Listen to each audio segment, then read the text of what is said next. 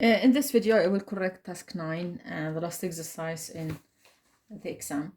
So in this exercise, they say that Akioka is going to visit Akihiko, and the distance between their two houses is 120 kilometer. And she needs to walk for 5 minutes, and then take a bus, and then walk for 10 minutes, and then take a train for 100 kilometer, and walk again for 5 minutes. Now the question is, you need to get the speed on a train. If you know that she spent 2 hours in the whole journey and 20 minutes on a bus.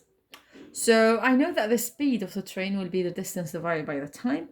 I don't know what is the time on the train, so I need to look for that. The total journey is 120 minutes or 2 hours, so I just need to minus the time she spent on walking and on bus and walking again, and I will get the time that she spent on a train. So I just need to do that. 120 minus 5 plus 20 plus 10 plus 5. This is the time she spent walking, and on the bus.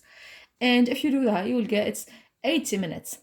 But don't leave it like that, because you will need it in hours since you are looking for the speed. So if I will write it like that, to get in hours, I just need to divide it by 60. So it's 1 hour point 3 like that. And this is a recurring decimal. So it's like 1.01 and 1/3 hour like that. Now to get the speed, I just need to divide 100 kilometer by 1.3 like that, or I can write it as 80 divided by 60. Well, it's up to you how to write it. Well, doing this, I will get it as 100 times 60 divided by 80. Well, if you use this method, you will get 75 kilometer per hour exactly. Well, I accepted to the value 75.2 since some of you rounded the values, so kilometer per hour.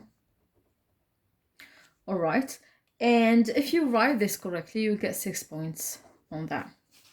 Right, now the second question. So the second question, she has two options: either to take a direct train from Akihiko's house to her house, so for the whole distance 120, and this is a train with a speed 100 kilometer per hour. And the second thing, she will take a bus for speed 100 kilometer per hour for 80 kilometer, then take a train with a speed 160 kilometer per hour for the remaining distance, but in between she will be waiting for 5 minutes. Right, so I need to compare the time needed for each option. So for option 1, I know what is the speed and I know what is the distance. So to get the time for first option, I just need to divide the distance by the speed. The distance is 120 kilometer per hour,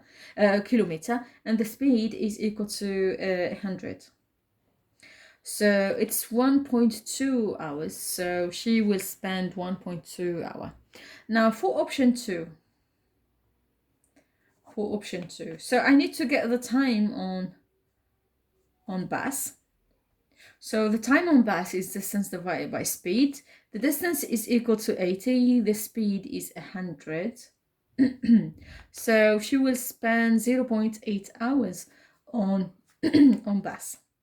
Now I need to get the time on train. So the time on train is distance divided by speed.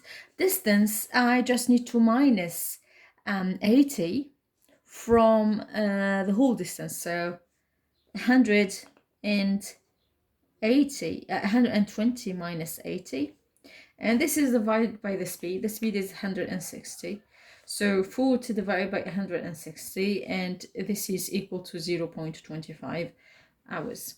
Now in between she has 5 minutes of waiting. I will convert this to hours, so it will be 5 over 60, and if you do that you will get 0.083, and 3 is recurrent value, so this is in hours. So total time